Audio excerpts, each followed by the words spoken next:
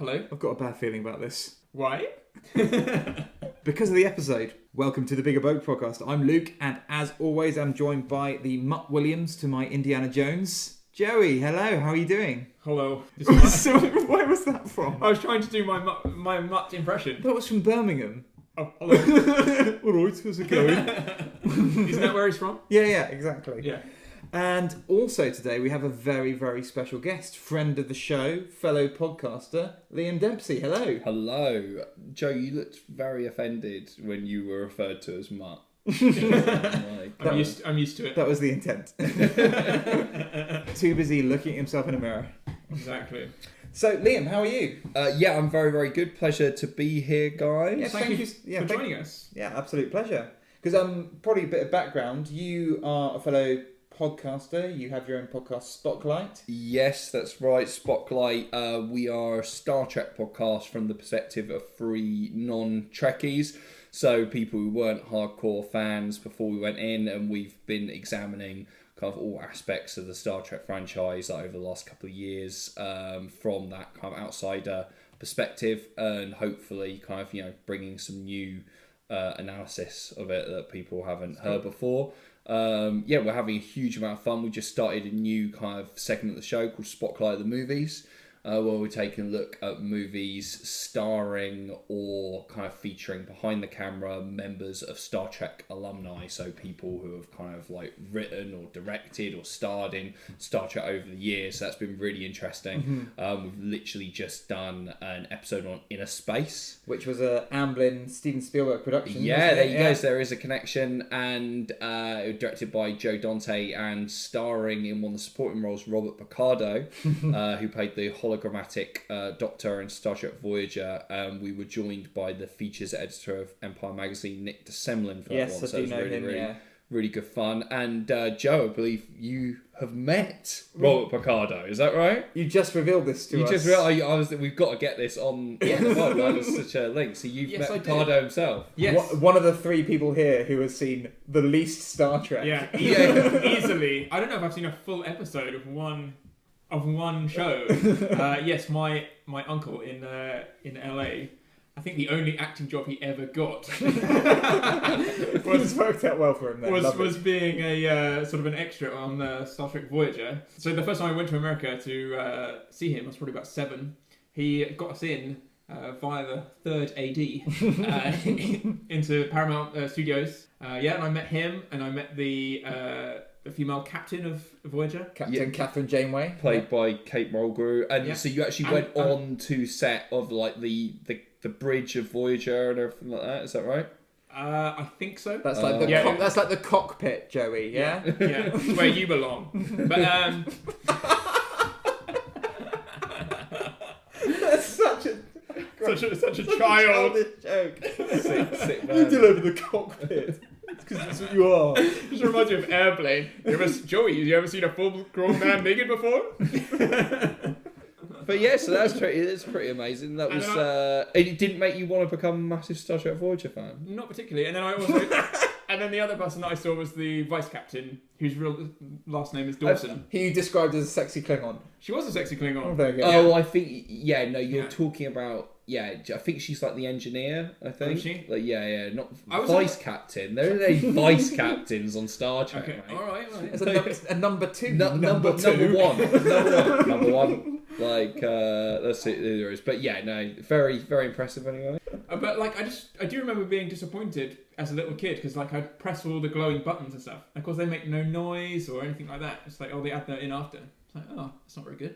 Gosh, not even. What did you expect? Not even a real spaceship, mate. Beans doesn't go to space. Not even in space. Yeah, well, there you go. But if you are a Star Trek fan, unlike Joey here, then by all means come over to Spotlight and have a listen. So I've shaken the hands of 3 of the actors. Is that enough to get me on the podcast? Well, yeah. I mean, literally, you'd have to actually watch some Star Trek to come on, Joe. But, you can. So you're like, at this point, it looked like you were just like, I'm out. Not much of an olive branch, was it?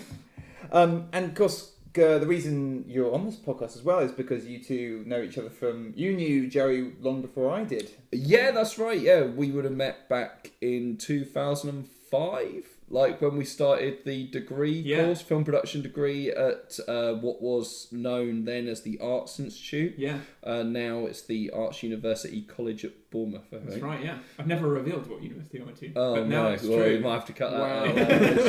It's getting too close. Too close. Exactly. Don't want any stalkers. Yeah, you do. You absolutely love that. Yeah, I would. I know in your podcast, having listened to it, that you try and establish people's Star Trek credentials beforehand. So Yeah. What they've watched. Exactly. So I throw this back at you. Okay. So your sort of Spielberg credentials. Credentials. For example, we usually ask like what people's backgrounds is, their first experience of Spielberg, etc., don't we? Yeah, exactly. Yeah, I mean, with Spielberg, it's an odd one where I kind of think we're all children of the 80s, I assume, and it's that thing of, I think if you are our kind of age, I kind of think Spielberg's a bit in the blood, really, in the sense of like you'll kind of grow up in that VHS era where, you know, if you look at the majority of his kind of classic films, they're all in the 80s and 70s, and they were the kind of films we would take in on TV and VHS as we were growing up. And there's a lot of huge, like, big, towering movies there, like Raiders of the Lost Ark, E.T., stuff like that, where it's like, you know, these were absolute benchmarks of our, like, childhood. Yeah. I think. So and it's probably like, our parents, too, I think. They sort of sat down and said, we loved watching these as well. Yeah, and sort of like pass it on exactly. to us, to the next generation. So I think, I mean, he probably is the first ever director I knew by name. Joe's so happy with his Next Generation pun. I should say, for full disclosure, Joe made a Next Generation pun before we even started recording. Dropped like a lead balloon. So it dropped so badly So that he was thought, well right, rehearsed. I've got to get this back a second time. Like, yeah. But yeah, it's that thing. I think he's probably the first director I ever knew by name. Yeah. I think, probably. Like, you know, in For all of terms us. of The first true household name as a film director. I yeah, think. I mean, and I would say he's still. I think Spielberg is still probably the most famous director like who's ever lived in terms of like actual. Not that doesn't mean best. I mean in terms of if you turned around on the street and just said to a random person like, "Oh, name a film director." I think 9 times out of 10 they'd say Steven Spielberg. Yeah, definitely. They might not necessarily know what he looks like. No, they not know necessarily. the name. But they'd Exactly. be like, I know. So it's like a watchword for kind of like, you know, it's almost like a kind of thing you can imagine. I swear Edgar Wright like tells a story about like having to go back to work in a supermarket after he'd done some film stuff. I think his manager went, "All right, Spielberg," or something like, you know, it's that thing of it's the kind of byword to that. It's kind the of thing. worst answer you could give on Pointless. Yes, exactly. Yes. Exactly that. Yeah. So, yeah, I still think even now he's probably the director who I've seen the most films that he's made because he is really prolific. Yes. We were talking about this earlier in the sense of he knocks out a film still even now, like about once every 9 months. Like it's usually 2 a year or something that he's coming out with. And so he's had, like, I think you were saying, like, 40 films or something like that? He's done 32 feature films. 32 feature and he'll films. usually, more commonly, he'll do, like, 3 films, all in the space of, like, 2 years or so. Yeah. And then he'll have a bit of a break. Yeah. To, you know, remember what his kids look like. And then he'll do it again. And that gets repeated more commonly on a 3-year cycle. Yeah, exactly. I mean, if you think about, like, other... like, you know, really, really big directors, like more recent people like P.T. Anderson, Quentin Tarantino, don't think either of them made even 10 movies yet. So, like, you know, have that body of work is crazy. And because he is such just a huge director, I think I can't imagine another director taking over the amount of movies I would have seen of his. I would love to know, like, not necessarily like the schedule of Steven Spielberg, but how involved he is in, for example, things like the post-production. Because I've heard that, like, Anthony Minghella literally spent an entire year just editing The English Patient. You know, not really leaving that room. Should have spent longer. But you do think, like, Should have a good hour and a half there. it's like, well, surely does Spielberg can't spend all of a whole year editing one movie? He must be out and about prepping the next one and just keep coming in and giving notes. Because he does use the same people the entire time, and he must have like almost a. I'd just be interested to know how telepathic hands-on he relationship is with things like post-production. Well, I think you were saying, weren't you, that when he made Schindler's List and Jurassic Park, he was literally kind of going back and forth between the two. Yeah. So I think between Paris and Poland, I think. Yeah, He was filming in Poland, and then post-production was happening in Paris, I think. Yes. Because he makes films on such a scale that it's that thing of there are going to be so many people involved that he can just do that. Like, it wasn't he made the post like in between, like while making Ready Player One. Yeah. Like while he was still making that, and it's that thing of going. He just has the resources to do that. He's going to have an amazing second. Resources, isn't it? Yeah, he's going to have an amazing second unit team who he can leave behind to film stuff while he's off doing another film. It's that it's not just going to be him, and this is the thing in terms of. I mean, it's funny saying this on a podcast which is tailored to a director.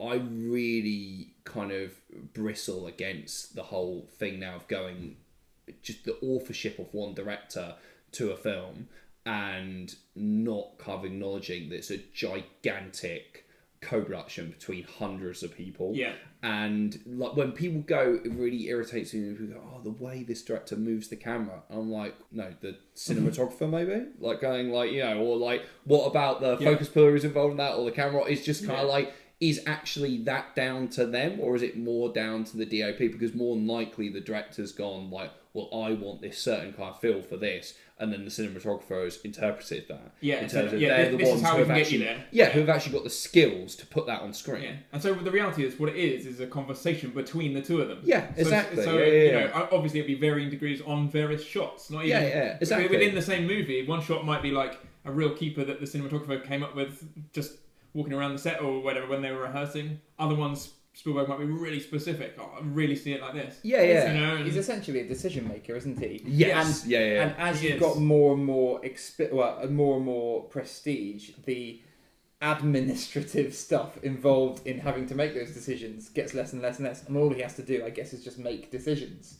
Yeah. Especially in the post-production process, you know, he just gets shown things and going, yep, that, then do this. Yeah. And then he can fly off and back to Warsaw. And he's got a bigger backlog to sort of talk about as well. He's like, oh, what we're trying to do here is replicate what I did when we did this in this movie, perhaps. Sure. Or, you know, like anyone's film history or whatever, like, you keep accumulating stuff as the years go on, don't you? Yeah. Start seeing new movies. Oh, that's a cool shot. We'll try that. That's the thing. Do you think he goes, we were like, have you seen a little film called Jaws? Like, well, remember that great shot in that when they're like, I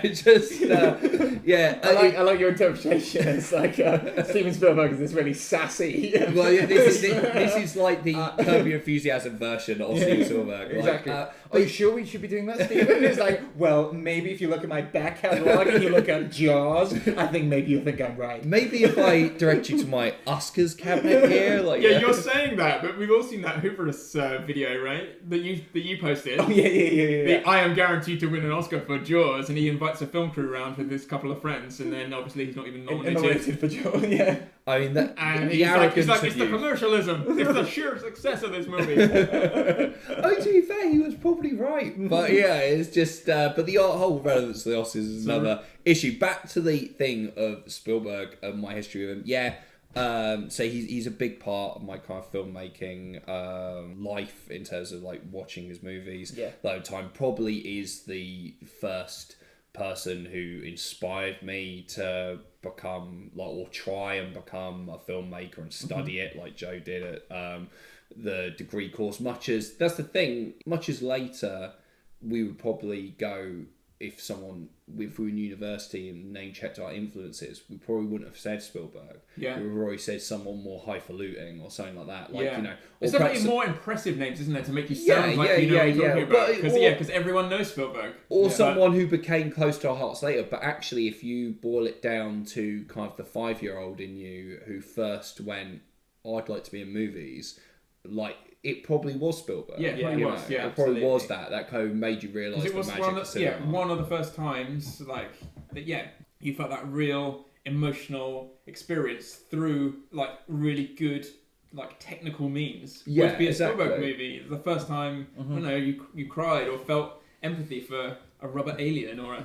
Well, it's because a very commercial director who directs with a huge amount of skill. Yeah. So combining those two things is like Spielberg is a perfect example of when people go, oh well, it's just this is just a bit of fun. It's just a bit of fun. Doesn't need to be good. Just a bit of fun. Usually about a Michael Bay film or something like that. Yeah. It's like go look at someone like Spielberg. Spielberg makes popcorn cinema at the end of the day in general, but With heart. but his films are very, very well made. Yeah, they are. 100% real craft involved in those movies. Obviously, not everything he makes is kind of popcorn or anything like that. Yeah. But I'd say even the stuff that he makes, which is more serious, is usually made with a mainstream touch and I don't mean that as a criticism, I just mean an accessibility way where people can, really kind of dive into it, whether they've got an understanding of cinema or not, kind of thing, connect with it on an emotional level. Yeah, he does consider himself more of a craftsman than an artist. I've heard him say that in interviews and stuff. Like, well, that can't be, that's not a criticism either. I think that there's something to be said for just being really, really good at what you do. Yeah. In terms of favourite Spielberg film, I'd say mine is probably Schindler's List. Okay. Which, funnily enough, after all that kind of guff about commercialism, it's probably his film that is the most kind of accomplished, I would say, and most kind of not kind of just kowtowing to a kind of more commercialist basis, because it's black and white in a kind of modern era. It is actually quite an artsy, quite an artsy film. It's very long, everything like that. I still think there's a real emotional connection with it, which kind of cuts through a lot of that art and craft and everything like that. But I do think it is a film in terms of its filmmaking that is kind of almost a cut above his other movies. I think it's a real classic of cinema. I really love it. Yeah, we've said before that we thought for a while he was sort of Oscar baiting, that he really felt like he deserved an Oscar and stuff. But Schindler's List, we said when we did the episode, it's really gonna outshine. It's gonna outlast any sort of Oscar buzz it ever got. Like the film itself is just so important, isn't it? And I don't think Schindler's List is a massively Oscar baity movie overall. No, it's become now it's a bit of a cliche and a bit of a joke that you make a Holocaust movie and you're guaranteed to get an Oscar. I think that was a Ricky Gervais joke, wasn't it? But that's because of Schindler's List doing so well. I think that film has a real harshness to it and a coldness. For the most part, it's the ending that we all remember in terms of being very kind of showboaty emotional. It's like, I could have saved more with this batch. Which is great and is really emotional. But if you that wasn't a clip, by the way. That was actually Liam acting. The room. Wow, don't worry. It's very magical to see. It is. It's brutal. Really, really brutal. Doesn't shy away from the horrors of the Holocaust. That's what's so shocking about it, is the banality of some of those killings and stuff. Yes. Just happens. Yeah. Right. I said it before, like Ralph Fiennes in that. Probably my favourite performance in a Spielberg movie. Yeah, he's phenomenal. One of my favourite performances in cinema, I think. So normally during this, the introduction, we always ask about the last film that you watched. So I might ask you, Joe, what was the last film that you want to talk about? It's actually kind of a short film, and I asked you whether you thought that was appropriate, and you said yes. So the last film I watched, because I haven't seen it for a couple of years, I watched A Matter of Loaf and Death.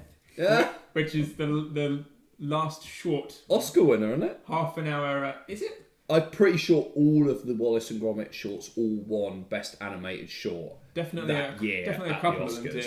Yeah, I'm pretty sure that one did as well. But yeah, this is the fourth one, which they made after Curse of the Were Rabbit. Yes, yeah. I don't actually think I've seen it. Have you not? No, I don't think so. It's on Netflix. Is it? Yeah, okay. Yeah. I wanted to, because I've seen the other first three a lot. I thought, I've only seen that one once, I think. I'm a big Aardman Animations fan. Yeah. So, it's really good. There's bits which are different to the first three, because even the first three were shot on film and all that kind of stuff. Yeah. This one is, you can tell, they just used little DSLR cameras, so stills cameras and stuff, doing a lot more green screen stuff. But that's fine. They've still got the same sort of quirky characters. There's still tons of actual stop motion animation there, though, isn't it? Definitely. It's not CGI. No. There's just that occasionally, I think Aardman now, as they've become more ambitious, that they could use some CG kind of backgrounds or something. But there's a huge amount that is still genuine. Yeah, still huge amounts of actual artistry. and it obviously still has that sort of slight handmade feel. I'm sure some of it is 3D printed and stuff, but not enough to be distracting and take away their charm. They're just quintessentially British, aren't they? They are. Yes. They recently, I didn't know this. In fact, the person who told me about this was Harry when we recorded the War of the Worlds episode. Mm-hmm. That Aardman have sold their company to their employees because they were worried. Yeah. The two guys that founded it, David Sproxton and Peter Lord, are getting ready to sort of step down, and they were worried that an American company were just going to come in, take one look at the setup, and be like, right, let's move the whole lot to Singapore, and we'll, it'll become a CGI company. To make sure that didn't happen, they saved up a lot of money and then just sort of gave it away as which is shares, amazing, presumably, to their company. That is amazing. And also, I mean, actually, does link back into Spielberg because, of course, Aardman made a deal with DreamWorks many moons ago. That's right. Which didn't go that well. It was a 5-picture deal, and it it made 3 of them. Problem is that DreamWorks clearly did not really want what they were buying, because if you look at Aardman, they're not set up for making a film a year or anything like that. No. All these movies take a long time. And they made Chicken Run, which is great. But then, immediately, they obviously wanted a film right now. And they ended up having to... Because they originally were going to make a Tortoise and the Hare film.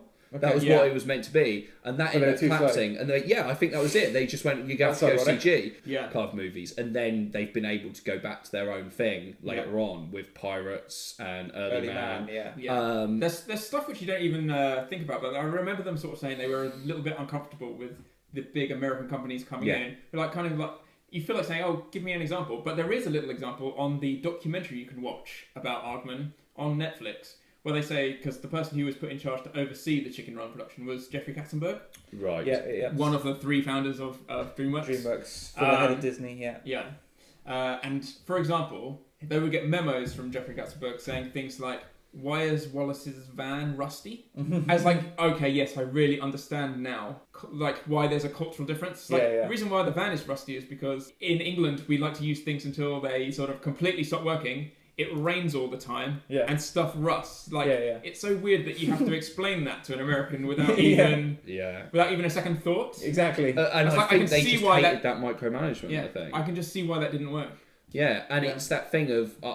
I respect them a huge amount for just going, you know what, we tried that, it didn't work, now let's just do our own thing. And they are doing this deal to secure that future of keeping Aardman what it is, and, you know, what makes it really good. Yeah. Right, let me throw that back at you, Luke. What's the last movie you watched? The last one I saw was one of these new releases on Netflix, which I didn't know anything about before it dropped, but it looked interesting. It had Jake Gyllenhaal looking all...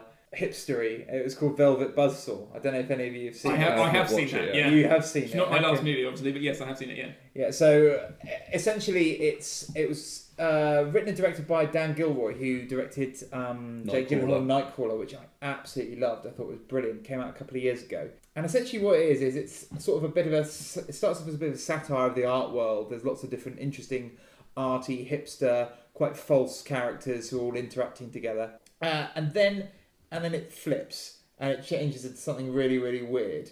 One of the characters discovers they were living in the same apartment block as an artist who has died. She discovers some artwork in his apartment. Yeah, she's quite low in the rankings. She's quite low in the rankings. Isn't she? And looking for something to elevate her position. And she is friends with Jake Gyllenhaal's art critic and shows him the paintings, and he thinks there's really something special there. They're really quite weird paintings.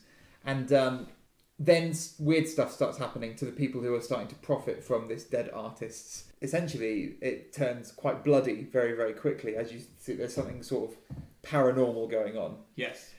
And the thing it reminded me of most was this really crap Doctor Who episode, I think Tennant era, where this kid starts drawing some cartoon... Oh, Fear Her! Cartoon drawings. It's like the worst episode of New Who ever made. And he starts doing these like little cartoon drawings, and then they start to come to life and start killing people. Yeah. And it's like the bloodiest... most high-budget episode of that version of Doctor Who possible. It also kind of reminded me of things like Point Horror. Do you remember those books? The teenagers. Or it's like it could be a Goosebumps story. Or Goosebumps. Like that. That kind of era. Like it's enjoyable, and it's got a really good cast. You got Toni Collette, you got Jake Gyllenhaal, you Got John Malkovich. John Malkovich, yeah. Zoe Ashton from Fresh Meat in her first sort of big budget film. Yeah, it's got Nancy, hasn't it, from Stranger Things as well. Yes, it does. I didn't recognise it right at the end. The receptionist. Yeah, it's fun. It's much better than Fear Her. Okay. But it's Wow. that You're episode. selling it. It's still like a 3-star movie. Yeah, it's very much a 3-star. Like it's worth what I enjoyed it. Dan Gilroy has not kind of really followed up on the success of Nightcrawler, has he? In terms of Nightcrawler, as you say, is an amazing film. Yeah. And since then, he's made Roman J. Israel, which kind of sunk without a trace. Although, Was that the Denzel? yeah, I mean, film? Denzel, I think, was actually nominated for a Best Actor award for it, I think. Okay. At the Oscars, but in terms of critically and commercially, it just buried. And Velvet Buzzsaw's, just gone straight to Netflix, and it's one of those things you always have to start researching to find out if a film was intended for Netflix, in terms of it was a film they financed everything, something like Roma, for instance. Exactly. Or Netflix came in and saved a troubled production. Yeah, exactly, because they are a home for a lot of films where basically their distribution deal fell through, or a studio went, Lost faith. We can't be bothered to market this properly. Can you buy it off us? Of course, there's that famous thing of apparently the makers of Holmes and Watson went to Netflix and said, "Can you have Holmes and Watson?" And Netflix went, "No." Really? Apparently so. That was what I. Don't know how much truth there is in that, but that was published as like an article, like when Holmes and Watson because they didn't put their name on it. And saying no, we don't need it, thanks, we're fine. That's brilliant. We've already got a deal with Adam Sandler for shit comedies. Our quota's full. Thank you very much. I should say that I don't think Holmes and Watson is that terrible and didn't quite deserve the insanely negative kind of reaction it got. But that is not a recommend either. However, what is a recommend is my film, which is I Am Not Your Negro. I've heard about this. Which is a documentary about James Baldwin. He's the writer of If Beale Street Could Talk. Yeah, he is the writer of the novel that film is based on. Obviously, he's long since passed away now, but very famous black author who died many years ago. But I got to say, I didn't know a huge amount about him before going into this film. I wanted to see it just because I'd not only heard it was an excellent documentary, but because I was looking forward to If Beale Street Could Talk, and was like, you know what? Because I was reading a lot of pre-publicity for that movie, and they were saying how it was the first film ever based on a James Baldwin novel, and they were saying about it's amazing that his books haven't been turned into films yet, because he's considered such a big author in that respect. And I was like, you know what, I want some context on who this guy was before I go and see that movie.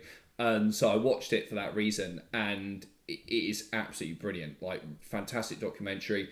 Reminded me similar in style to, have you seen OJ Made in America? No, I haven't seen that actually. It is actually a film, but it's like a 7.5 hour movie, right, which was then cut up into 5 1.5 hour chapters and put out on TV as well. But it is actually a film. It has been screened in cinemas. And it is one of the best documentaries I've ever seen. Like, so insanely in depth. And this is similar in that way. And it's basically just taking Baldwin, and it takes his last ever book, which he didn't finish, and takes some of the writings and notes from that, and has Samuel Jackson kind of read them out. Okay. As affecting a sort of voice which is similar to Baldwin's, but not an impression. Samuel Jackson, actually, narration is brilliant in this, because Samuel Jackson has such a recognisable voice, but he really dials it down and morphs it for this. And the archive footage used in it is really amazing, and just all of the clips of Baldwin himself. It's one of those ones where you watch a documentary about a subject that you didn't know much about, and instantly makes you want to read everything there for wrote. Like, find out so much more about this guy. Cool. Should we start talking? Yes. Should we start talking about the film that we're doing today? So today we are actually talking about a film that some have refused to acknowledge. I think we have refused to acknowledge on previous episodes. Yes. We refused to do an episode on this. Yeah, we just skipped straight through. Yeah. If you're listening to this, it's because you found it. You know, you've actually tried to bury it away. Like, well done, you. A film that coined the term "nuke the fridge." When a series goes too far, or to replace jumping the shark. Exactly. So Indiana Jones and the Kingdom of the Crystal Skull. Everyone here has seen it, right? Before. Yeah. All I remember is this film gave me terrible PMS. That's Phantom Menace syndrome. We were actually at film school still when this came out. I remember talking. Yeah, we would have been, wouldn't we? We were, yeah. I remember talking literally at the tail end. I remember talking to Adam Asmay in the editing rooms about this, and so yeah, we were doing our little film geeky thing of sort of asking about like, so what's it like? Because he'd seen it the week before, and he's like, just go and watch it. He described it as a Lucas movie rather than a Spielberg movie. Okay, I agree with him. I probably agree with that, I think he's right there. It's funny. I was talking to. I should mention that Paul from my podcast Spotlight is the biggest Steven Spielberg fan I know. Okay, like huge fan. As in, you should have him on. Yeah. If he's able to go on, you definitely should, because he literally worships at the altar of Spielberg, or at least. I'd say maybe his film taste has slightly changed now, I think, probably. But let me just interject. I was even told that he was a defender of 1941. Yeah, he is. He is he is a defender of 1941. This is what I mean in terms of, he really does love Spielberg. I think now his taste is born, but I still think he loves it, certainly. And he's not here because he's recovering in a mental health asylum. Yes. Certainly when I met him, we wish him well. It was all Spielberg all the time. And I remember, funnily enough, actually, funny story about him on watching this film. This movie came out around my birthday in May in 2008. And I was out for my birthday, which he was at. Yes. And halfway through that, he went to a midnight screening on my birthday to go and see, because it was like literally the opening night. Yeah. And he was like, so I'm definitely up for coming to your birthday, but at midnight I'm going to have to go to the cinema and watch Kingdom of the Crystal Skull, and then I'll come back afterwards. So he went to see it, and then about 2 a.m. when we were going to the casino, suddenly Paul ran in kind of thing, and he'd just been to see Kingdom of the Crystal Skull. And I remember turning around to him and going, "Oh, how was it?" And he literally kind of looked, paused. I'm like, it was good. It was good. It was good. And I could see it literally died inside. Like he was trying to convince himself. I think already. Yeah. But it was because it was that thing of sometimes you build up so much excitement for a movie, you literally can't be bad because it's been. I'd have to double check this, but I did hear that. The journalists of Empire were so excited about Phantom Menace coming out. They went, "Oh yes, it's coming out! It's such a big build-up." Gave it a 5-star review, and then a few weeks later, they're like, "Sorry, we got a bit excited. 3 stars." It's funny. I can't remember about Phantom Menace. What I do know is they gave Attack of the Clones 5 stars. Yeah, and then that's Chris Hewitt, isn't it? To add insult to injury, 6 months later when they did their Film of the Year issue or whatever, turned around and said all you people have written in and said we shouldn't have given Attack of the Clones 5 stars. It's still amazing. So it's double down. They stood by their 5-star review of Attack of the Clones. But that does happen. I remember when Matrix Reloaded came out. That got loads of 5-star reviews because it's just sometimes the hype is just too much. And Phantom Menace also did get good reviews general when it came out. We had a little discussion about what makes a classic a couple of episodes ago. We did, yeah. And it's it does feel like rather than sort of saying this is an instant classic. I remember saying to you that Jonathan Ross had said that about Up because it's a bold statement. It's in order for something to become a classic. It takes a bit of time, and you need to hear what other people longevity. Think. Yeah, and it comes from other people sort of bigging it up over time. I think exactly. So when something from a new film from a massive franchise comes out, there is this massive overexcitement. So you do need a bit of you're also looking at each other because you don't want to be the odd one out that hates it and everyone else loves it, or the opposite. It's a difficult thing to become a classic, isn't it? You need the general consensus, which is a difficult thing to get. Yeah. And I'd say we also live in a time where films can age very badly very quickly. Not just in terms of something like production value, like special effects, CG. Yes.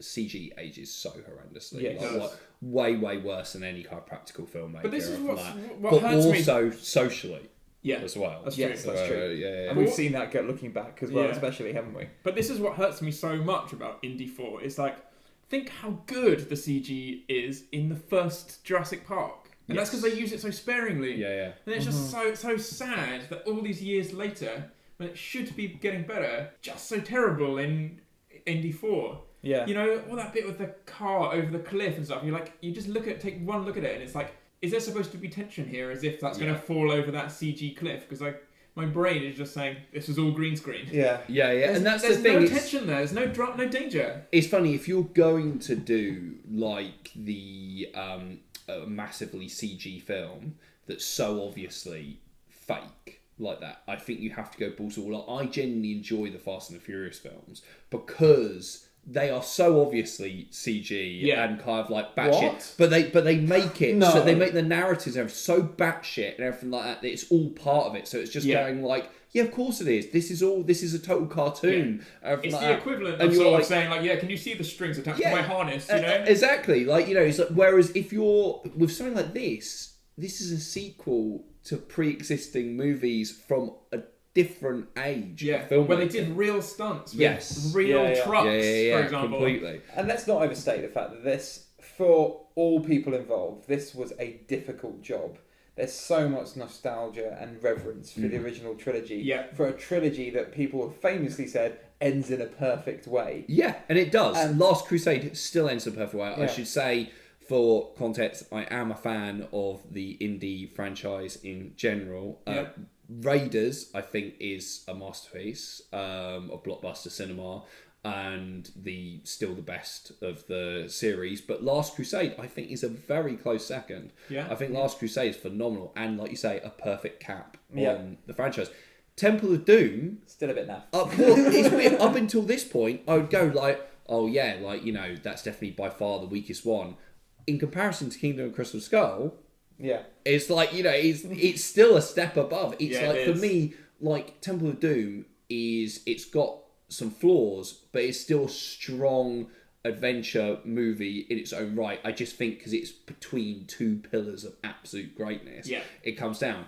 But Kingdom of Crystal Skull is by far the weakest of the series, right? Have you seen it more than once before we're going to watch it today? No, I watched it once in the cinema when it came out, and then I watched it for this podcast. Okay. So this is the third time I've seen it. Yeah. Third time. Okay. Yeah. Fine. It was just second time for me. Yeah. Really? Should we go watch the movie then? Yeah, sure. I've got a bad feeling about this. Me too. You're a teacher? Part-time. Well, that happened. We are back. Right. How should we start this? Shall I talk? Should we just do the synopsis very quickly, Sure. in case people haven't been Sacrifice. watching along, or they've managed to erase it from their memory? Yeah. Fine. Okay. So Indiana Jones is back. It is set 19 years later. From 1957. 1957. So we're mid through the 50s. It's McCarthy era America, and you see Indiana Jones be captured by some Russians who are trying to find this specimen that he was involved with from the government about 10 years later. And eventually it leads to him meeting an old acquaintance who was obsessed with these crystal skulls, which may lead the way to El Dorado, the city of gold, in the somewhere in the Amazon jungle. And then it goes batshit crazy. And then along the way, he meets Mutt, Yeah. who's this young motorcycle riding young American Graffiti extra. Yeah. Indy Jr. Indy Jr. Yeah, spoilers. Yeah, that's spoilers. And meets an old flame along the way. And I think that's enough about the synopsis, I think. Now, Luke, you know you usually give me a quiz. I sometimes do when I've got time. Yeah. Now, I thought we could do things a little bit differently this week. Now, I've come up with a little game, like a good teacher. I do like games. Yeah. And this game is, I've done a worksheet for all of us, and that's why I requested that we have pens as we sat down. I love a worksheet as well, thank you. Now, You're a fun guy, aren't you? This is not how they do it on Spotlight. You're about as much fun as Indy 4. Right. So I thought, with this being Indiana Jones 4, I wondered if, individually, we could all come up with a better plot in 4 minutes than Kingdom of the Crystal Skull. Now, it's up to us whether we want to include or not the stipulations that Spielberg and Lucas set themselves, which is Spielberg doesn't want to have Nazis in the franchise anymore. And then part 2 was, do we embrace the fact that it's set 19 years later, 1957, as Liam said. Before we read ours out, can I just say that I have not taken this seriously at all? No, neither have I. No, I'm taking it quite seriously. Okay, well, why don't you do yours first then, Joey? Yeah? Yeah. We have the Paramount logo. We fade to the pyramids, revealing our setting to be Egypt. For the first 15 minutes, Indy has to try to escape from, I've also put this in brackets, the cliffhanger from the episode before, which is Tutankhamun's tomb. He keeps getting bitten by cockroaches and loads of other bugs and stuff. He thinks he's going to be cursed, but somehow gets out of there. Then we're at Marshall College, where he's teaching a lecture on Christianity. This is also where he's informed that sacred object which has been stolen is the crown of thorns that is in Notre Dame in Paris, where he teams up with an old student of his, a female student, who is now smarter than him because his own memory is fading. And she outwits him many times and sort of has to remind him of the subject he once taught her. Okay. Which he resents. Okay. Very good. So I've embraced the fact that he's getting older. Yeah. Moves a bit slower. Yeah. So she saves his neck a fair bit. Our villain who's trying to get his hands on the Crown of Thorns is Stalin himself, because he wants to be thought of as the new son of God. And then in the end, Indy understands the power of the sacred object and yet maintains his cynical outlook on the world. The end. There you go. Is that better than the Crystal Skull? What? Possibly. Very good, possibly. I like the idea of having the student who's who's smarter than him and has to keep reminding him of stuff because he's. I can imagine it's a bleak early onset dementia. Indiana Jones and the early onset dementia. He had a lot of blows to the head. Have you not seen the other films? Alzheimer's, very dangerous. Can't you imagine him keep saying, "I taught you that. I know, I taught you that." Yeah, sure. Yeah, it could be good. Liam, do you want to go next? Okay, so we have the Paramount logo. We fade to a giant space crater, revealing our setting to be Mars. For the first 15 minutes... full space. For the first 15 minutes, Indy has to try and escape from the cliffhanger from another episode, the local Parents Teachers Association on Mars. Then we are at Marshall College, where he is teaching a lecture on... Sure, it's Marsall College. Is it Marshall College? It's Marshall College. Okay. Where he's teaching... Named after Frank Marshall. Okay. Oh, is that what it is? It is, yeah. Oh, okay, yeah. Okay. Then we are at Marshall College, I should say, officially, on this piece of paper show, where he is teaching a lecture on women's rights. This is also where he is informed that a sacred object, an 18-inch diamond-encrusted dildo, has gone missing and needs to be found. This leads him to travel to Mexico, where he teams up with friends from previous episodes, new friends, a new love interest. Insert names. John Rhys Davis is back. Luke Skywalker is the new friend. And Ally McBeal is the new love interest. So we can get Calista Flockhart in. It's going to sizzle on set. In order to defeat the villain, a young Nigel Farage, who wants to use the object to stop immigration. In the end, Indy understands the power of the sacred object, yet maintains his cynical outlook on the world and goes against a pint with Nigel and votes Brexit. So Indiana Jones and the Brexit space dildo. Well, I mean, based on some of his views in Kingdom of the Crystal Skull, I think Indy would be all for Brexit. So yeah, but go on.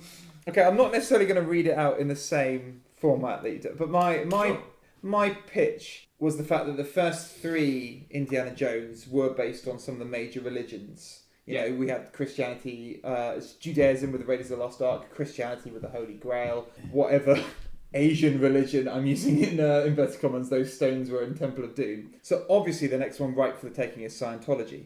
So Very good, I like this, Luke. So this is set in a more modern day LA.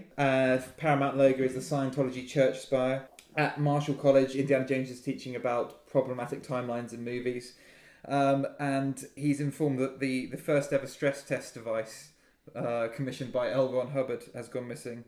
Played by Tom Cruise. Perfect casting. Wow, this is good, Luke. And he wants to use the object to bother more and more people on the street.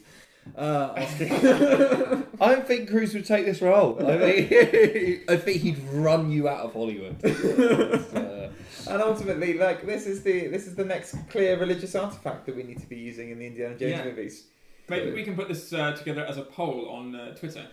Vote for your favourite. Which film you want to see? We'll include the real Crystal Skull, and then mine with my Crown of Thorns, Liam with his the Brexit space dildo, Mars dildo, or Luke with his Scientology and Tom Cruise.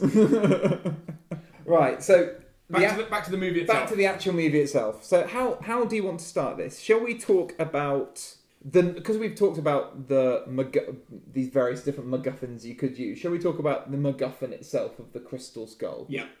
Which for me is probably one of the major issues behind why this film doesn't work as well as the other ones. And I don't think it's a spoiler to say that I don't think any of us think this is better than any of the original three. Yeah. Yeah. Fine. So what do you think about the Crystal Skulls themselves as a MacGuffin? Not very good. Okay. For a start, they look very plasticky. Sure. It does not look like crystal, does it? It looks a bit silly running around with what basically looks like a glorified Halloween skull. Sure. But it looks like a sort of a... But not many people remember the MacGuffin from Temple of Doom, those stones, do they? True. But yes, it's a superior film. Mm-hmm. Yeah, I mean, for me, like I say, the two classic indie films for me are Raiders and Lost Crusade. And you think Holy Grail, Ark of the Covenant. Yeah.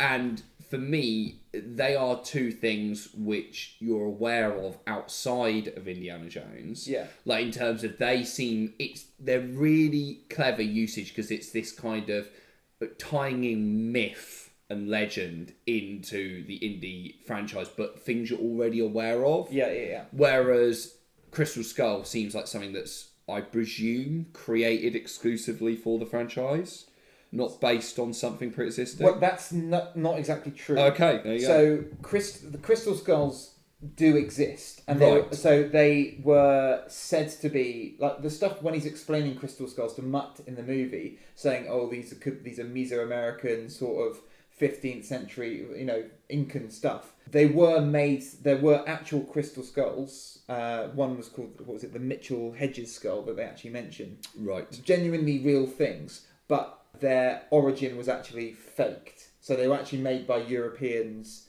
in the 20th century, I think. But they were made to look like they were these old Incan crystals which were carved. Right. So they were a genuine real thing, and they were a genuine phenomenon. And some people, and they had back in, I think, Victorian times, they said that they might have some degree of paranormal powers. That is something that was established in history. Some people said they could cure cancer and cure disease and stuff like that. Yeah. And certainly, whenever I'm giving my patients chemotherapy, I always give them a crystal skull as well to help cure their cancer. It seems to work. And some people, and the fact that they used those, which could have been a real thing, and then El Dorado, which is another sort of myth which we have established, but then they subvert it. I thought the original idea, if they used that as a crystal skull and then maybe El Dorado without them being an alien skull, I think that is that's a reasonable thing that could work. But you make it an alien and you bring it forward into the future. It's like you said, the things we liked are myths and established and like things that are based in archaeology that we based know on something about. ancient. It's based on that ancient. You bring forward and mix futurist elements with it. You mix sci-fi with it, and it's not Indiana Jones for me. Yeah, it's something I agree different. Completely. I think that's one of the chief problems of the film in terms of bringing aliens into it in such a explicit fashion. Yeah. It no longer feels like Indiana Jones, and I think this is a perfect example of things being believable within the world they are set. Yeah. Like Indiana Jones is a supernatural franchise. Yeah. You know, we've seen that he exists within a supernatural world. However, kind of like you say, it's kind of been based very much in archaeology, in myths and legends and kind of, you know, things like that. Whereas taking it into an alien place just feels separate from that. Yeah. It feels like an entire step further Yeah. into sci-fi territory, which doesn't actually feel like the right genre for Exactly. Indiana Jones. And It's then a when bit like having, because you get things like hard and soft magic rules, don't you, within certain worlds Yeah. of fantasy or Yeah. whatever. And it feels like it's a completely different step, you're right, Yeah. like into a completely different type of sci-fi. But I've heard Lucas say in the little behind-the-scenes documentary, which you can also watch on YouTube, he said like the reason why they did it is because it's a little bit like, well, in the 30s what people were paranoid about was the Nazi invasion and having to live under a dictatorship if they won. And so now this is set in the 50s, you know, you think back to the 50s, it was a lot of those sort of UFO alien invasion things. Fine, that could be a metaphor for something else, okay, some kind of, Red Army invasion or something. Yeah. But it definitely is keeping with the times. I can't sort of like have a go at them for that. But it's just completely different to the other three so much. But if the thing is, as soon as it goes full-blown Close Encounters at the end, Yeah. and you see the alien, and then you see the spaceship, I had to get up and make a cup of tea because it was just no, I'm out. No, that's no, just no. I get. You can use the communists, and you can use the. I like the communists in it. I like the McCarthy era setting. I think they're a good. I should point out I like communists in general. Yeah, I'm not like I'm not like love the communists. I'm not like McCarthy supporting Indiana Jones in this film. Absolutely love them. It's fine. I don't mind them as antagonists in this movie, and their intent to try and control people without them even knowing about it. Yeah, that's fine, and you can use whatever MacGuffin to do that. But as soon as you show the alien there and you go, this is a proper science fiction movie, no, I'm out. Yeah, I mean, I think that it's an interesting thing that you mentioned about the Russians as well, because they're essentially used as a placeholder for the Nazis in this film, which I don't really think quite fits anyway in terms of in relation to something. I think, we can all get on board with the idea of kind of Nazis being like the ultimate evil and stuff like that, whereas like instantly... They're such good villains, yeah, aren't instantly they? with this, you're like, I mean, these don't even feel, the characters in this don't actually feel like Russians of that era. They feel like Nazis who are being called Russians.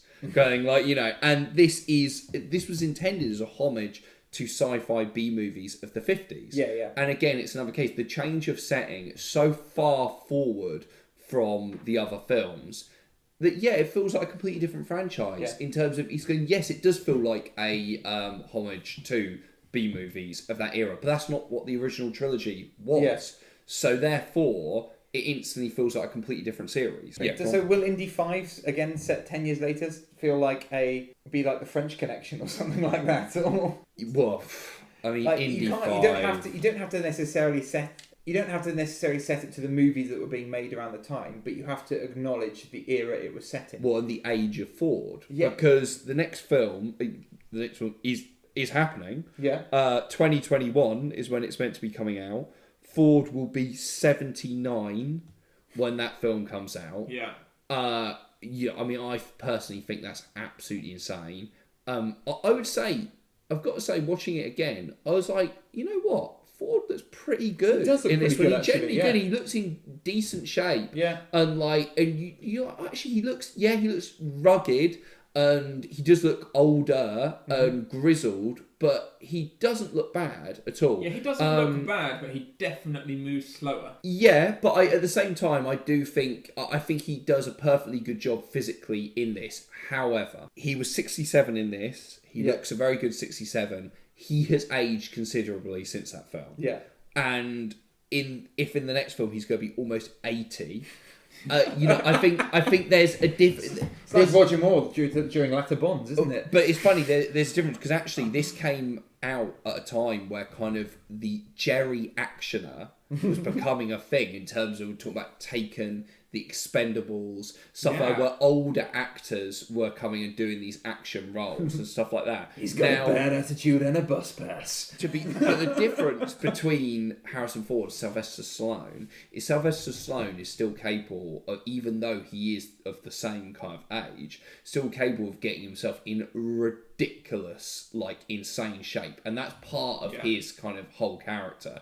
Is, you know, he can get like ridiculously ripped and stuff like that. Even though Ford's in decent shape, this Indy isn't that kind of character. No. So, and I can't imagine him doing that now and coming back. Like Stallone's about to do another Rambo, and that character you can imagine, you can imagine that doing. You can see him coming out of retirement to a kind of Unforgiven style film. I don't think Indy is meant to be like a matinee idol kind of thing, isn't he? Yeah. Like, you know, I don't think... Can we see him swinging about at 79? Like, isn't that just going to be embarrassing as different hell? type of swinging. Yeah. I just can't picture that film in my head. No. Of Indy that old. I think it's going to have to be something different for those very reasons. Yeah. And that's not necessarily bad. So is the previous cliffhanger he's going to be escaping from the retirement home? It might be. It might be like that World War II veteran who just up and left his The his 100-year-old dude. Yeah. That's the one. Yeah. Well, do you think the reason why they included Mutt and sort of setting up that, you know, he marries Marion and stuff is a sort of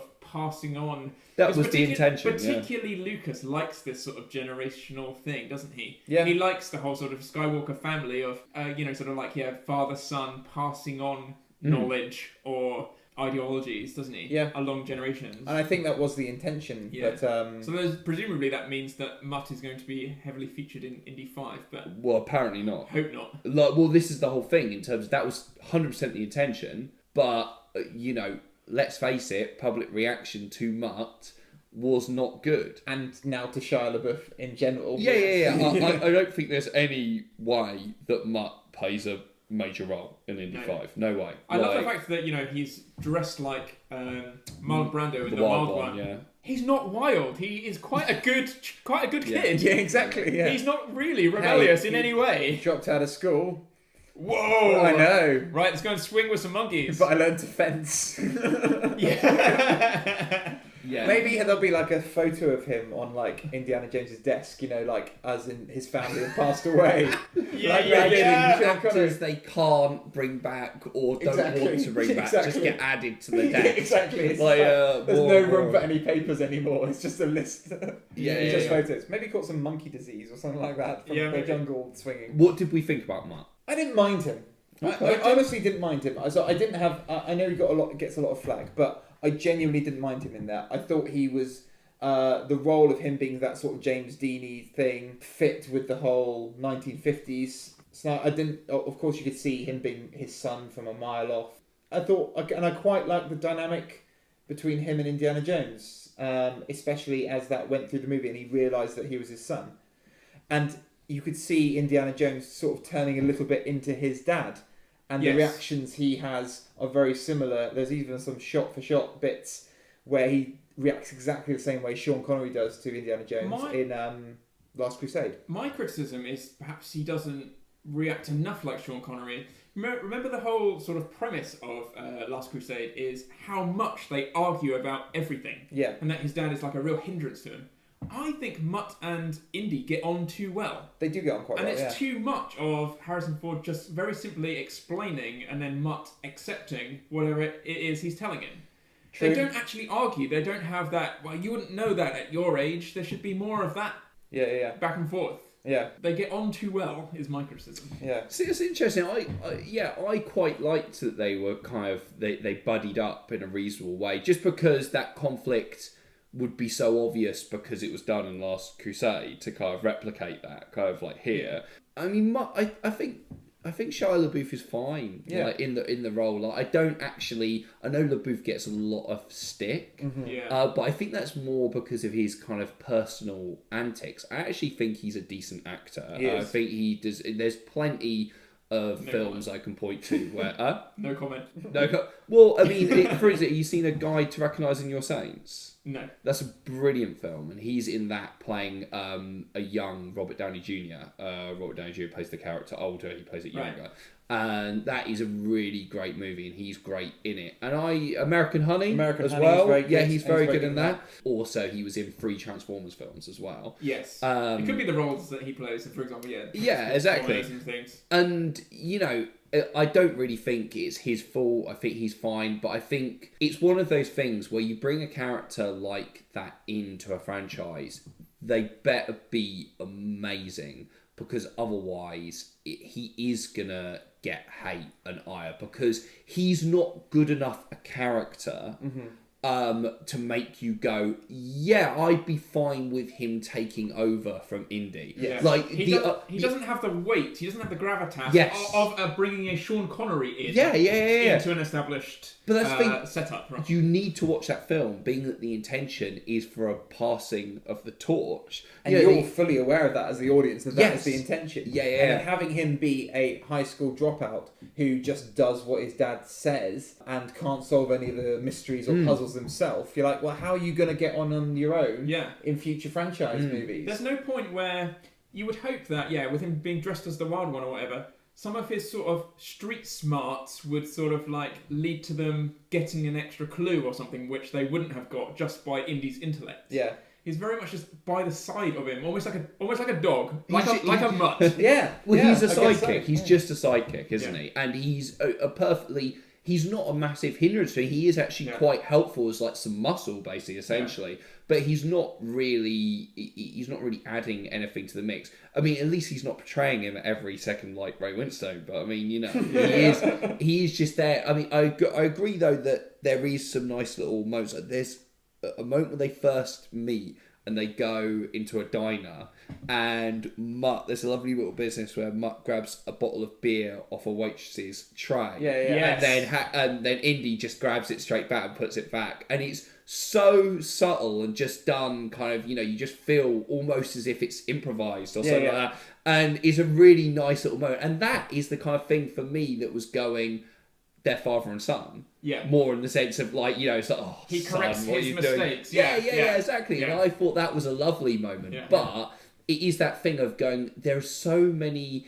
Mutt emphasises the fact that you feel like Steven Spielberg and George Lucas are more interested in making the 50s movie than they are an indie movie. Yeah. In terms of go all the touchstones and going like, you know, oh yeah, he's kind of from the Wild One, and then you've got the diner, and this is a bit like the Back to the Future films in the 50s here. Yeah. And then like, you know, you've got the aliens, you've got Roswell, and you've got the Russians and everything like that. It's just kind of, it's hanging all these things on Indiana Jones rather than going, let's make an Indiana Jones movie. Yeah. Mm-hmm.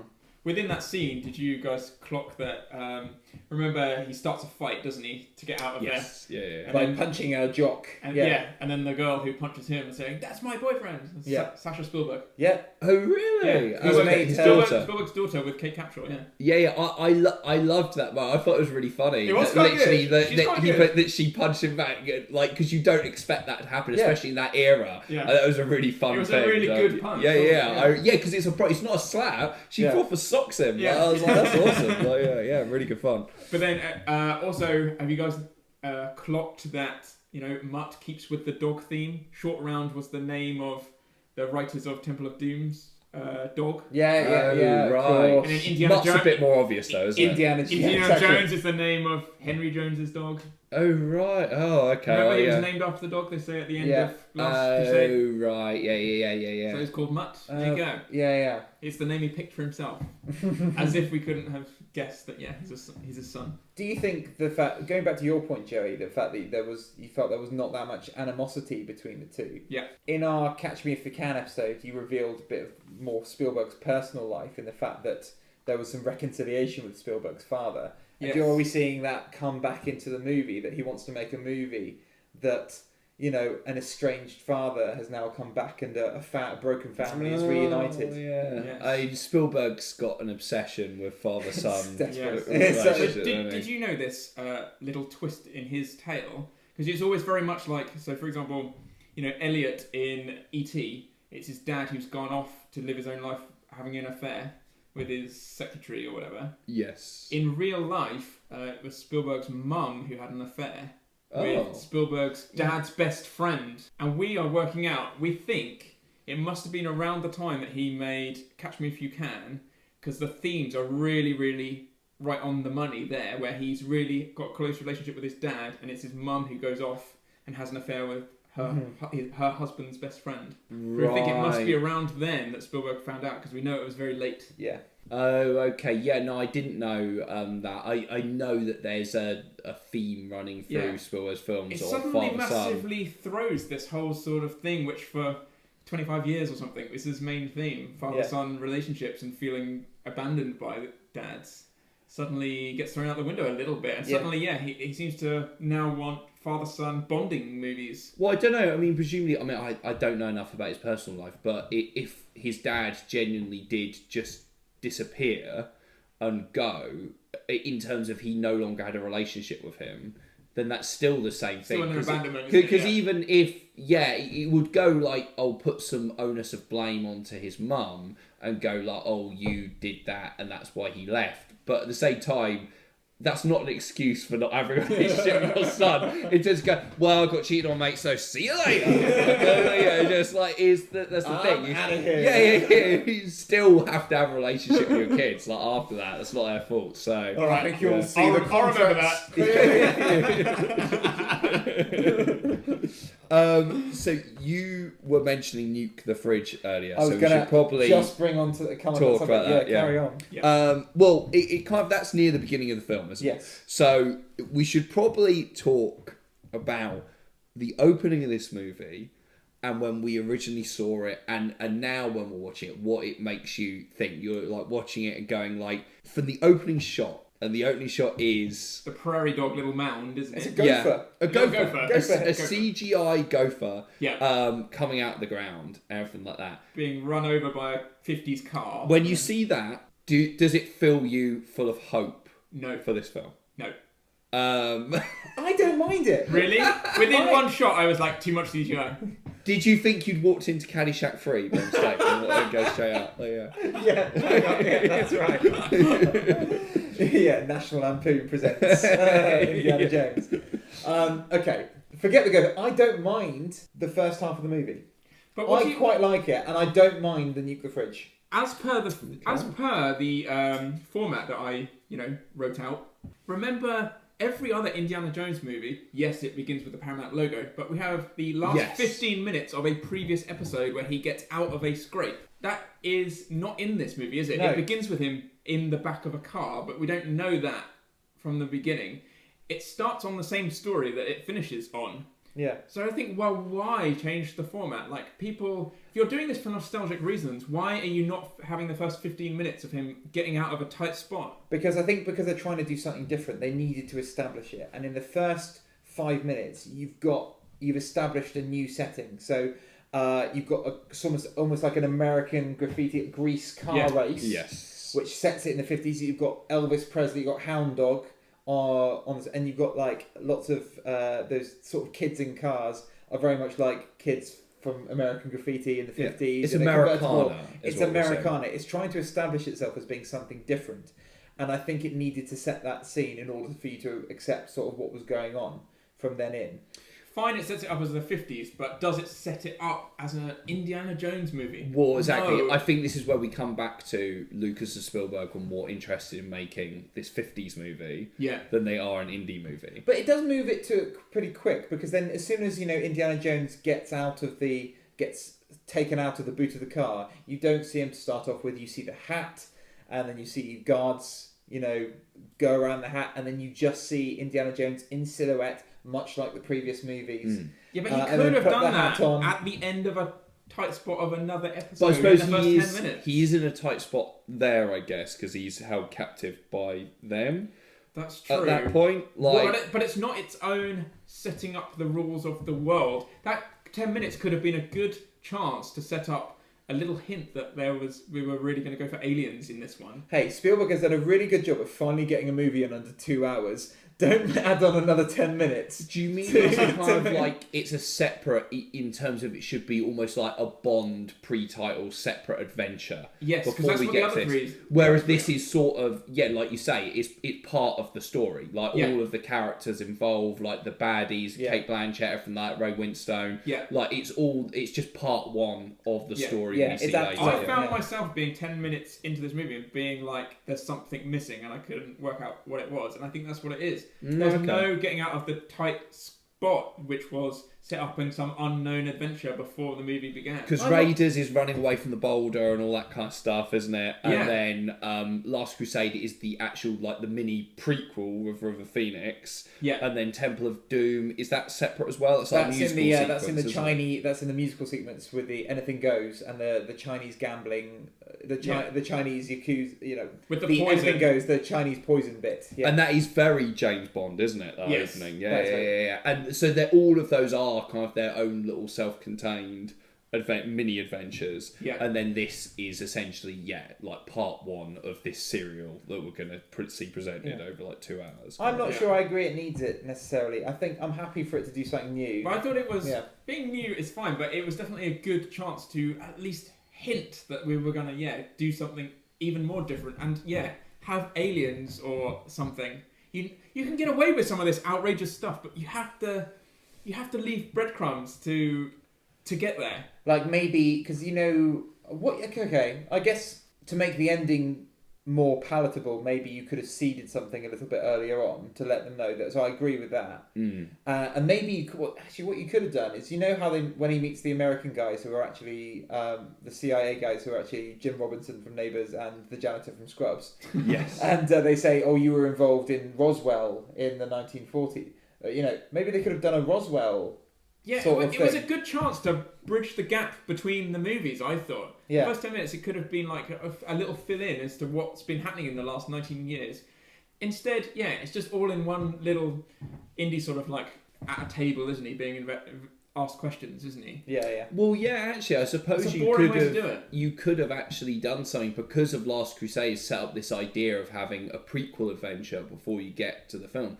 You could have done something set in the 40s, like as in a little mini movie before you get in, of something that kind of had seeds, like you say, seeds of like perhaps alien stuff. Yeah, like Roswell. Like him having an encounter with a sort of alien type thing that set that up in the 40s as like a prequel at the beginning and then go into the main story. Or him discovered something on an archaeological dig that seemed extraterrestrial that he couldn't place or something like that. Yeah. I mean, I think the reintroduction of the character, I do think is problematic because it's the thing of, we meet Ray Winstone, who plays Mac, who's kind of seems to have become Indy's sidekick.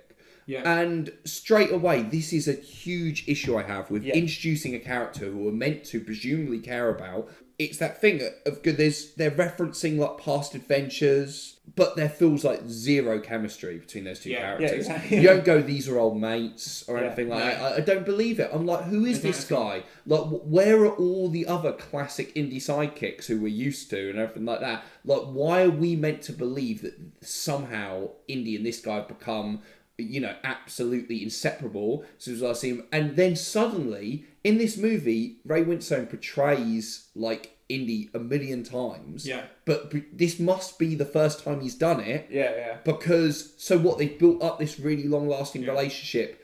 Then he chooses to portray him this time, and then consistently does it all the way through. Doesn't make any sense. He is quite literally Eli Wallach's character in The Good, the Bad, and the Ugly. The ugly part. But not as good. But not as good. Yeah. It is literally that character just plonked in the middle of this new movie. I think did he have a Cockney accent as well? If you've got a shoot, don't talk. That's Cockney, right? Yeah, sure. But I think Mac betrays him first time after he's had 3 lines of dialogue. Yes, yeah. Yes, he does. Yeah, and that's the first It's betrayal. like, all right, Indy, my old mucker, right, I'm betraying you. But it's that thing of, I really like Ray Winstone as an actor, but I don't think, it's a weird thing actually, in this movie, there's a lot of actors who are very good, Kate Blanchett, Ray Winstone, but are giving bad performances. Yeah. And for me, it's a point, John Hurt as well, to a point where I go, this is the direction. because you don't get this many genuinely good actors in a film all giving bad performances. It is without genuinely, there being as if they've never met each other before the camera rolled. Completely. Which makes me wonder whether, because there's so much CGI and stuff, I wonder whether they did something as extreme as like shoot some of the actors separately or something and comp them in or something, because, well, I might be totally wrong with that, but it feels like what digital allows you to do is almost be a bit more like a painter, which is sort of like, I'll take the sky from that shot and then take the ground from another shot and comp that together, and it's a bit more, much more of sort of separate pieces being jigsawed together. Yeah. So I don't know if it's just too much of that. It's the Lucas way of making movies. Well, since the prequels. I think you're completely right in terms of this feels like a Lucas-directed film rather than Spielberg. Yeah. There are moments of Spielberg in there, but overall, if you said, so who directed this one, Spielberg or Lucas? I go, Lucas. Yeah. We talked about this before, way back when, and you said, oh, you think Indiana Jones 4 feels like Lucas presents a Steven Spielberg film, and I said, most definitely, the fourth one. Yeah, shall we talk? It's interesting to see it's like Lucas's influence on this, because you think someone who has a story credit, an executive producing credit, which is basically just a money man credit, you think they wouldn't actually have that much say in the artistic look of the film. But this is his baby, isn't it? It is, yeah. Lucas is the reason this film took so long to come to production, because so many scripts and stuff because this went through so many iterations, and a lot of the scripts is a case of Lucas going, no, I don't like that. Lucas does have final say. Yes. It's unquestionable. If you've ever read that transcript of, have you ever read it? It was a type up of what Lawrence Kasdan, Spielberg and Lucas, because they've all got together in a room when they came up with Raiders. Right. You can definitely tell Lucas has final say. Yes, yeah. Speaking about we mentioned this beforehand, but speaking about one of Lucas's main decisions was the nuke the fridge. Right. That's Lucas' idea. It was Lucas, yeah. So Spielberg apparently accepted responsibility for it in a interview he did with Empire, but then Lucas subsequently told the New York Times in an interview that it wasn't, and Spielberg was trying to protect him. So apparently Lucas was trying to convince Spielberg about the feasibility of whether someone could survive in a nuclear explosion in a lead-lined fridge, and apparently he even prepared a scientific dossier to present to Spielberg about the science behind it, and then apparently if he didn't break his neck and the door remained closed, the survival was 50-50. Apparently, this is the thing. It's weird. The nuclear fridge sequence, actually, the setup of it, I actually quite like. That's what I don't mind it. It is quite funny, when he's running around and the people are plastic, and it is a little bit like, what's going on? It's really surreal, and it's beautifully realised. And then what your realisation, oh shit, it's a nuclear test site, is really kind of is a smart thing, and again, very much drops it into the 50s era of that kind of thing. And however, the actual fridge part, number one, I think that scientific research is spurious. Number two, it just, whatever way you cut it, comes across as Looney Tunes-esque insanity. Yes. Because even if you can buy the idea of potentially surviving a nuclear blast by getting yourself in this lead-lined fridge, I think that thing that you point out there about if he didn't break his neck or every bone in his body is a kind of thing, because he's stuck, crammed into this tiny fridge, and it's literally it goes off into the air and crashes down. I'm like, well, no way, mate. No way. He'd be literally paralysed for life. And even if he did survive it, what I haven't revealed to you is what type of doctor I am. So I'm an oncology doctor. And I give radiotherapy. So I can guarantee you, after that amount of radiation exposure, Indy 5 is just going to be him slowly dying of leukemia. So the lead-lined fridge would not protect him from the radiation. So I researched this about where's your dossier? How much lead you would need in order to protect how much radiation exposure you would have from a nuclear blast. Right. And you would need a significantly greater proportion of lead than would be in a 1950s fridge. Right. Apparently, some scientists from Leicester worked that out for me. So Thank you, scientists. Thank you, scientists of Leicester. But yeah, the thickness of the lead would have to be significantly thicker Yeah. to protect you from the amount of gamma radiation. Yeah, I mean, a fridge is not a nuclear bunker, is it? No. At the end of the day. Like, yeah, and yeah, I think it just immediately goes, again, it's to do with grounding in the reality of the universe you're in, and you just think, is there anything as mad as that? Yeah. In the first 3 films? No. I don't think so. You know, don't get me wrong, there's plenty of crazy stuff in those films, but it's like, it's going, well, this is one step further. Yeah. And just immediately, just like the Aliens, it just immediately makes you go, right, okay, this doesn't feel like the same franchise, or so it's not got the same grounding. So yeah, it doesn't. But again, and then it's met with the way it's done as well, like the way it's picked up in the sandstorm of the blast and the radiation, and then the way it lands, and then the actual look of the CGI explosion, like the mushroom cloud of the explosion. Yes, You're like, it just is not the same movie. Which is interesting because Like the first 3 movies did fireballs very well and stuff exploded. But because Liam, you came from like a background that saw cinematography, is that right? Or No. That's you've probably got it just from me ranting earlier. Okay. But I said not at all. Funny enough, at the Arts Institute, actually, my specialism was editing. Okay. But like everyone, really, it was always a push for writing, directing as well. I wanted fine. to. So. Well, the reason I ask is because Kaminsky, so Janusz Kaminski, the cinematographer, Spielberg has been working with since Schindler's List. Right. Had to go. They wanted the visual aesthetic to be the same as the original movies. Well, that didn't work. So he apparently went back and studied the cinematography of Doug Slocum, who did the in order to try and get that feel the same. But I completely agree. The amount of CG, specifically in the latter half of the movie, for me, makes it feel completely different. CG aside, it's generally massively overlit. Yeah. It's got a digital sheen to it, It that has. those other films don't have. Bits of the original 3 are very, very dark. When they go in the caves, you really don't know what's round the corner and stuff. Whereas I think back to all those sort of cavey bits with Mutt, and he's just stood there with his flaming torch explaining everything. I can see absolutely everything. There's no mystery as to what's in that undarkness. Yeah. Yeah, no, I completely agree. I think the attempt to recapture the feel visually of those first 3 films does not work at all. Fair enough. Shall we talk about some good things? Yeah, sure. So you lead off. I am going to have to tweet the picture of my piece of paper because I've divided my piece of paper up into Spielberg bits, bits I liked, bits I didn't. In the bits I liked, it's completely blank.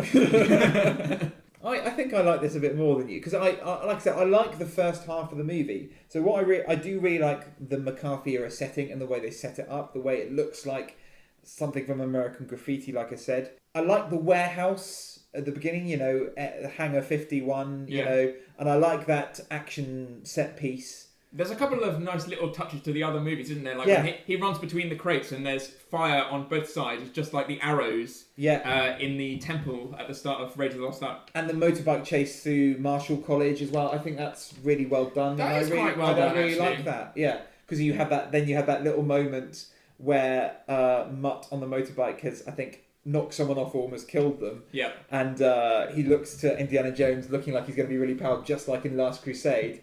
And Harrison Ford does exactly the same reaction, just completely looks at it, stares at him, and blanks him. And then he answers that kid's question, doesn't he, about, Professor? Yeah. And I thought Indiana Jones as a character was true to himself. He fit with his aging process. He still had quite he was still quippy, he was still cynical. I felt like he could have gone further with that, because it is set up with that, he sort of talks about, I'm not as young as I used to be or whatever. It could have gone further with the whole back pain or whatever. Yeah. There was bigger jokes to be made there, because this is not a very funny film. Well, I did laugh out loud because I've written down some bits I laughed at, like when he says to Mac when he's put his hands up with the Russians, put your hands down, you're embarrassing yourself. I just quite like, and then when Mutt goes, that didn't work for me because of what I agree with what Liam said, which is I felt like there was no chemistry there. Well, I thought that was that was right at the beginning to set things up. Yeah. And when Mutt goes, you're a teacher, it's like, part-time. Oh yeah. I just That was in That's the trailer. that's a trailer line. classic, and it- classic Indiana Jones. It does work. It does work well. I agree with you. I think the bike chase is wonderful and the highlight of the film. Yeah. I think that is a really well-directed action set piece, and it's funny, it's thrilling, and like, you know, the ending that it builds up to is like, you know, just remind you that Indy is also a teacher. Yeah. Like at the end, and just answering that kind of student asking the question completely nonchalant of what's just happened in front of him is really, really fun. Yeah. And yeah, I watched that sequence and I go, oh, if the whole film could be like this. Yeah. Absolutely amazing. Especially at that point, at the interaction between Mutt and Indy is actually quite fun. Yeah. And quite interesting and stuff like that at that point. In terms of, I think Ford's performance is, I think he's doing the best work of like anyone in the film, like acting wise. I think he's playing that character very well. I actually think the way Indy is depicted in terms of the writing, I'm not as sure about. I think the introduction of him, like his first line is Russians, like said with like disdain. I was just kind of like, is the best way to introduce your character like to have him come out and go act mildly xenophobic, like immediately, like just like and the way he said, like when he meets Kate Blanchett's character and she does the accent and he manages to place it, which really annoys me in Bond films when he's like, oh, you must be from the East Ukraine. Yeah. And it's like, well, you must be from East Ukrainian the way you're at those wobble woos or something. the like way that. your really bad accent is Exactly, doing Kate yeah. Blanchett.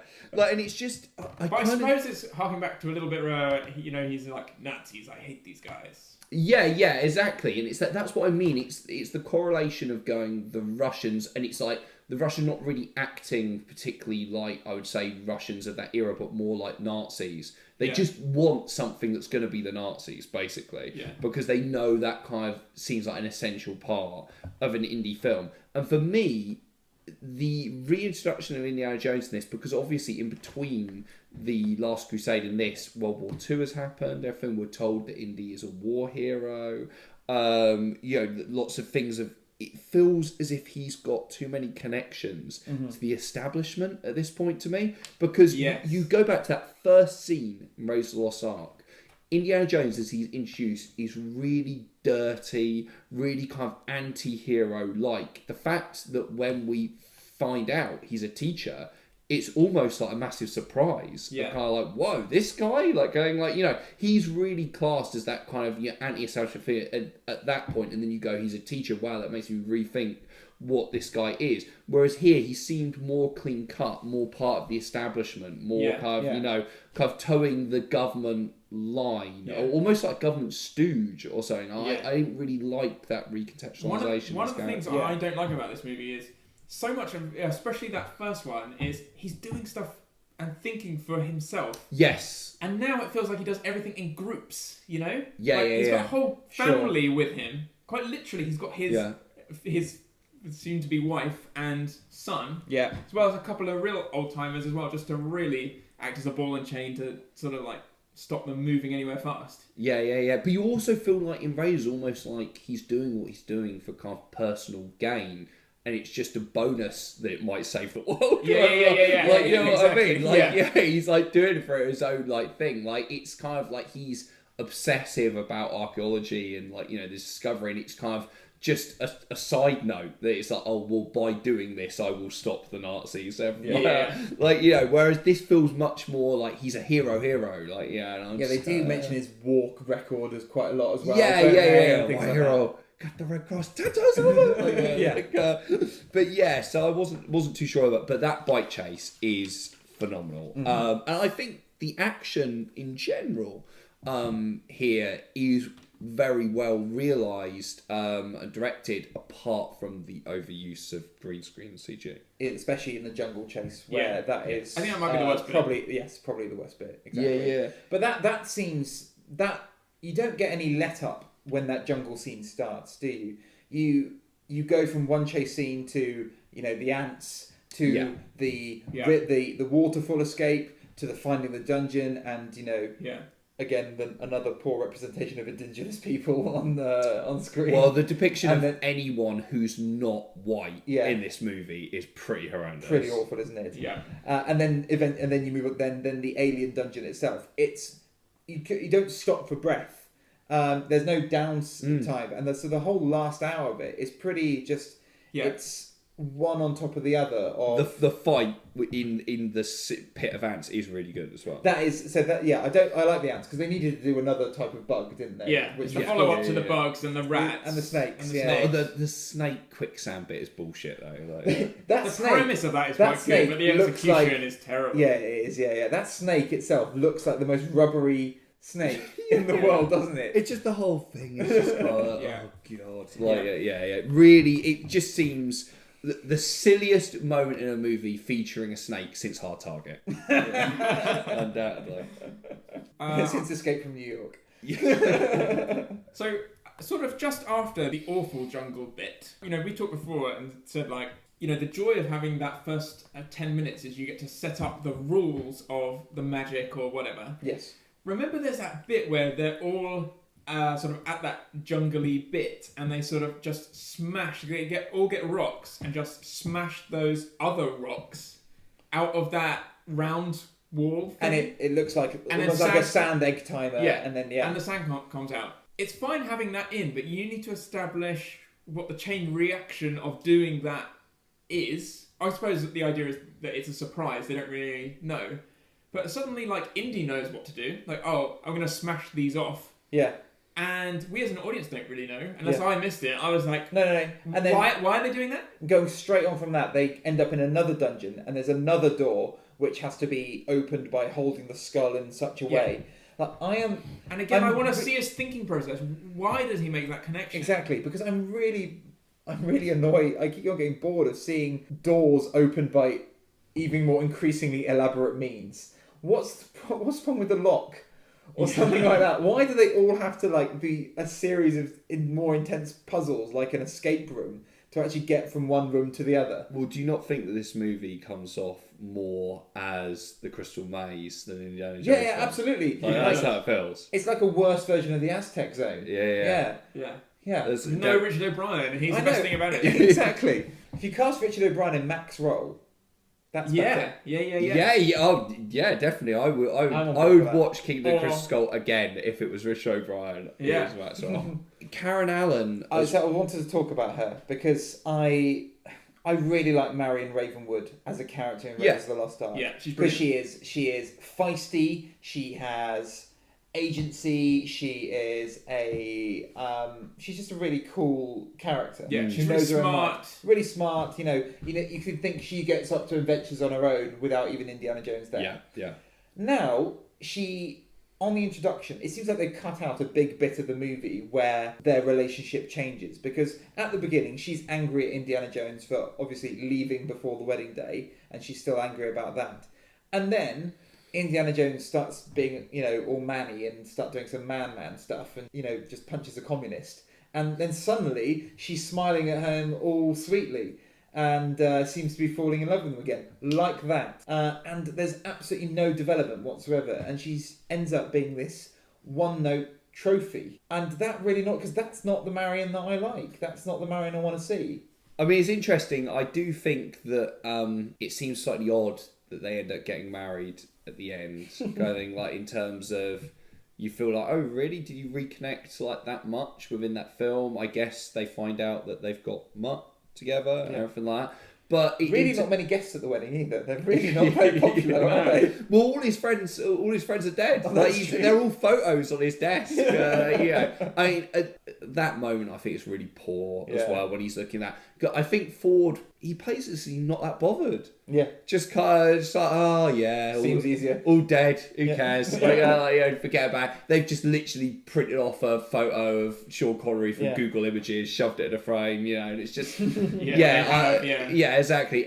With Karen Allen, it's that weird one. It's not so much that; it's that and like I say, to be fair, in comparison to some of the performances in this film, she's perfectly fine, but she as an actress hadn't been in that many big films for quite a long time prior to Kingdom of the Crystal Skull coming out. She was in The Perfect Storm around 2000, about 8 years before. But in general, her career had become quite straight to video. Mm-hmm. And she seems very excited to be in a massive, big blockbuster film again. Yeah, totally agree. Like, in terms of, like, her performance comes off as extremely enthusiastic. Her character seems like, oh, I'm so excited to be here in these, like she's just seen the catering tent. So, shall we start to wrap things up a little bit? Because I think we've been going on almost as long as Indiana Jones and the Kingdom of the Crystal Skull. I know which one I'd prefer to listen to. We haven't spoken about the monkeys. I think that's good. I think that's good. Let's talk about the monkeys. I mean, it's funny, isn't it? In the sense that you can do a whole very long podcast about this film and not mention that moment, which at the time was so picked apart. So I mean, the t-shirts were made. Rightly so. I think because the stuff we've been talking about is a bit more contentious. However, everyone agrees that is a terrible scene. Yeah. It feels cartoonish even for this film. Yeah, exactly. Which is a cartoonish film. Yeah. And contains a bit where a guy survives a nuclear blast from a fridge. It's true. And however, that is the one scene that is probably taken from the 30s serials, which it, as pastiching, did later. We watched Last Crusade. I'd watched some of the serials to start off with, like from the 1930s, Right. Darkest Africa, in which there are scenes where the heroes swing from vines. Yeah. And I think that's where they directly got it from. And you had, and I have now read most of it, the Chris Columbus script, which was wrongly dated 1995. So people thought this was going to be the fourth Indiana Jones, because that's called, or its original title was Indiana Jones and the Monkey King. Wasn't Yes, that's right. Yeah. So monkeys have been on the cards. on the cards for decades. Is that script good? It's better than Indy 4, as we have it now. It's better than Crystal Skull. There is a bit where a Nazi gets run over by a baby rhinoceros being ridden by a child, which is relatively good. Sounds amazing. I genuinely think it's very good, the first 45 minutes of this movie. And I'd even, if it continued to that quality, it could be a 4-star movie. And I think the end is a 2-star, and I think I'd average this out as a 3. I think it's better than I remembered it, but I really dislike the aliens. I really dislike the MacGuffin. And I think the whole end of it is so ridiculous, and it's a ridiculous scenario. Yeah.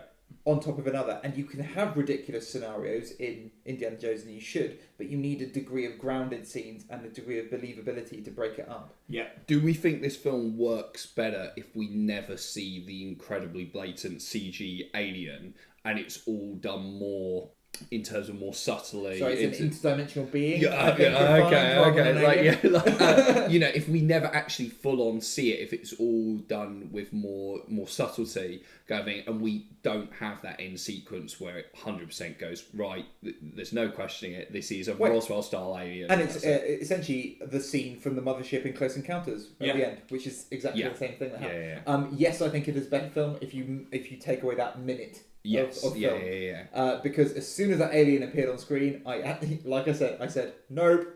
Because you could have an X-Files-y type vibe where it's like, they're finding perhaps like an alien skeleton or something like that. Yeah. So there's hints towards that, but you get to go, oh, maybe it is, maybe it isn't. Yeah. But don't you love the mystery of X-Files? Like, oh, what is that? That really is, like, I don't know where this is going. It could go anywhere. That sense is totally missing in this movie. I don't care. I don't know where it's heading. I should say I love that mystery in the X-Files for the first 2 seasons. Yeah. Exactly. What happened to his sister by season 12? Come on! I wouldn't have minded the aliens as a concept if it was found out to be an archaeological hoax by some other, it was more grounded in science. I think that would have worked potentially. Yes, they could have got away with that. Yeah, could have got away with that. Right, okay, I think we've done this to death. That's it. Right, Liam, thank you so much for coming onto the episode. We really appreciate it. An absolute pleasure. Thank you so much. If you're not bored of hearing my voice by the end of this podcast, you can hear Spotlight on Apple Podcasts, on Spotify, everywhere in general where you can find podcasts. We're on Facebook, Instagram, Twitter at Spotlight Pod. Go and check us out. Well, feel free to plug your episode on our. I love the fact that we'll cut this bit out, Joe. Yeah. He did that in one take as well. It always takes us about 4, doesn't it? Yeah. And remember, if you want to get in contact with us, please do. You can get in contact with us at Twitter. We're at handle @BigBoatPodcast. You can get in touch with us on Instagram @TheBiggerBoatPodcast, or send us an email to let us know what you thought about Indiana Jones. Do you broadly agree with us, or are there some things you wanted us to talk about that we can do in future episodes? And you can email us on thebiggerboatpodcast@gmail.com. And I'm very pleased because I've done this all in one take. Hey! So we will see you next week when we will be talking about The Adventures of Tintin. Well, hey. So if you didn't like exciting. if you didn't like the CG in this film, Yeah, they've got about the same amount of CGI. yeah, exactly. Right, so we will see you next week. Bye. Bye.